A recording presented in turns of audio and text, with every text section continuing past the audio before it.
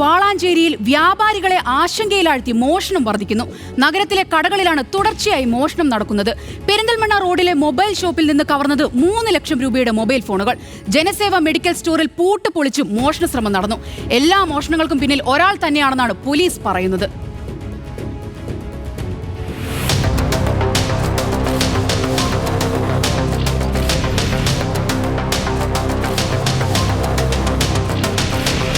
വളാഞ്ചേരി പെരിന്തൽമണ്ണ റോഡിൽ brothers opticals and mobile ഷോറൂമിൽ തിങ്കളാഴ്ച പുലർച്ചെയാണ് കവർച്ച നടന്നത്. 3 ലക്ഷം രൂപ വിലമതിക്കുന്ന സ്മാർട്ട് ഫോണുകൾ, ഇയർബഡ്സ് തുടങ്ങിയവ നഷ്ടപ്പെട്ടു. പുലർച്ചെ 1:30-നും 3:30-ക്കുമിടയിലാണ് കവർച്ച.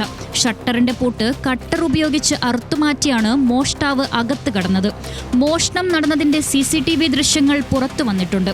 കടയ്ക്കുള്ളിൽ മണിക്കൂറുകളോളം ചെലവഴിച്ച മോഷ്ടാവ് ഫോണുകൾ മാറ്റുന്നത് CCTV ദൃശ്യങ്ങളിൽ കാണാം.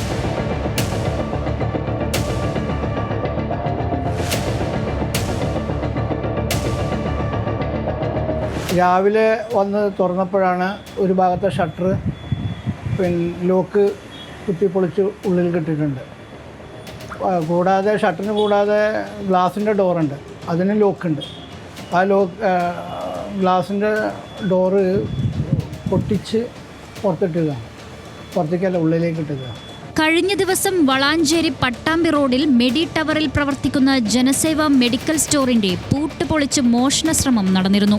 ഒരേയാൾ തന്നെയാണ് ഈ മോഷണങ്ങൾക്കെല്ലാം പിന്നിലെന്നാണ് പോലീസ് പറയുന്നത്.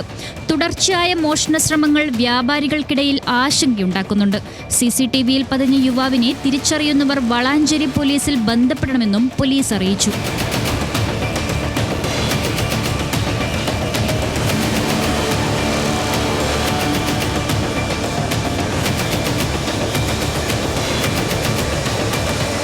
ന്യൂസ് മലയാളം, മലപ്പുറം.